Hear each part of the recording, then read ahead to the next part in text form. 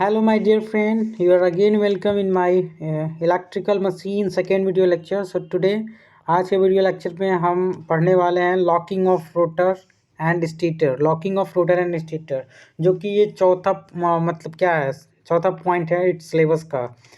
मतलब chapter number 1 का 3 phase induction motor. सो इससे पहले जो 3 ये टॉपिक हैं RMF, construction of slip ring and squirrel cage of induction motor और principle operation of induction motor. So अगर आपने इस लास्ट तीन वीडियो को नहीं देखा तो please go on a playlist, you can watch and then come on fourth topic of this chapter. So fourth topic है locking of rotor and stator. So just come on our today topic. तो today topic में हम locking पढ़ने वाले हैं, rotor और stator. Locking mean समझते ही हैं, रोटर और जो स्टेटर होते हैं वो एक दूसरे से लॉक हो जाते हैं। ये क्यों होते हैं देखिए पढ़ते हैं।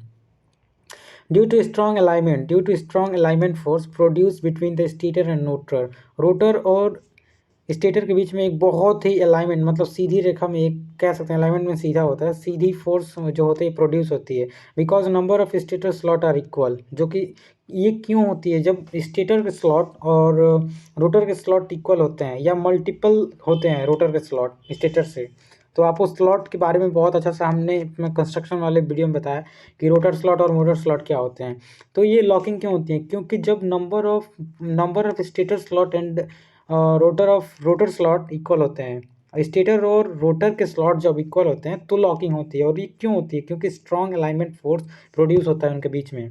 एंड द फेनामेना एराइजेस, जो ये फेनामेना है, जो ये मतलब लॉकिंग है, ये क्यों एराइजेस होता है, क्यों होता है, क्योंकि stator and rotor teeth are called locking and cogging. मतलब लॉकिंग को कोगिंग या टीथिंग के नाम से आते हैं। और ये फेनोमेना राइज होती है, मतलब ये होती है क्यों मैग्नेटिक लॉकिंग होता है, क्योंकि स्टेटर होता है और रोटर के टीथ होते हैं वो एक दूसरे से लॉक हो जाते हैं, मतलब वो चलना बंद हो जाते हैं। उसी को हम कोगिंग या टीथ लॉकिंग के नाम से जानते हैं। तो जस्ट अगेन चलते हैं नेक्स्ट पॉइंट पे।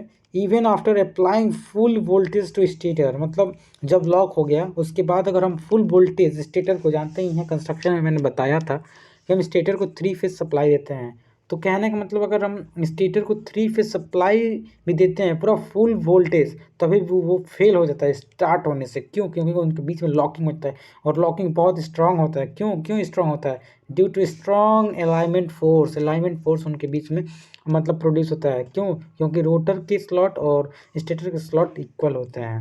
अब हम देखेंगे, मतलब यहाँ से आप समझ सकते हैं। देखिए स्टेटर के स्लॉट और जैसे मान के चलिए स्टेटर का स्लॉट ये है और रोटर का ये है, तो इनके बीच में एक स्ट्रॉन्ग अलाइनमेंट फोर्स प्रोड्यूस होता है। और नॉर्थ पोल जो होता है साउथ पोल के पास में आके अगर नंबर ऑफ स्लॉट इक्वल होंगे, रोटर के स्लॉट और स्टेटर के स्लॉट अगर इक्वल होंगे तो दोनों आके आपस में क्या होंगे, चिपक जाएंगे। मतलब due to strong alignment force ये एक दूसरे से लॉक हो जाएंगे और रोटर जो होगा रोटेट करना बंद कर देगा। उसके बाद next point, in order to reduce, मतलब अगर हमें इस कोगिंग मतलब लॉकिंग जो होता है रोटर और स्टेटर का, कैसे हम इसको रिड्यूस कर सकते हैं, लॉकिंग प्रोसेस को हम कैसे रिड्यूस कर सकते हैं या एलिमिनेट कर सकते हैं। देखिए कुछ मेथड है कैसे हम एलिमिनेट या इसको रिड्यूस कर सकते हैं। तो पहला क्या है, the number of stator slot. आप जानते हैं कि इक्वल होता है, लेकिन अगर हमें इसको रिड्यूस करना है तो हमें इनको इक्वल नहीं करना होगा। The number of stator slot never be made equal to rotor slot. Rotor के स्लॉट कभी भी इक्वल नहीं होना चाहिए स्टेटर के स्लॉट से। तो हम या इंटीग्रल मल्टीपल भी नहीं होना चाहिए स्टेटर स्लॉट रोटर के स्लॉट से। तो हम बहुत ही आसानी से अगर इनके स्लॉट को अगर सेम ना बनाए तो बहुत ही आसानी से हम इनको एलिमिनेट कर सकते हैं, कोगिंग को, या मतलब क्या, कोगिंग और लॉकिंग प्रोसेस को।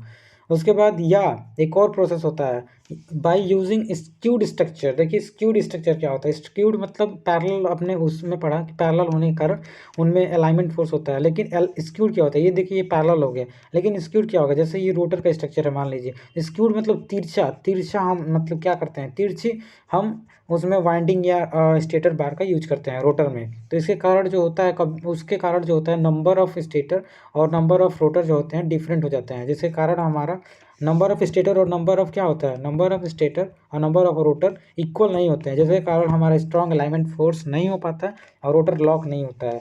तो इसके मतलब स्क्यूड करने के क्या फ़ायदा है, स्मूथ टॉर्क फाउंड। टॉर्क जो होता है आप जानते हैं रेजिस्टेंस पे निर्भर होता है टॉर्क। आप इससे पहले हमने बहुत ही अच्छे से बताया था।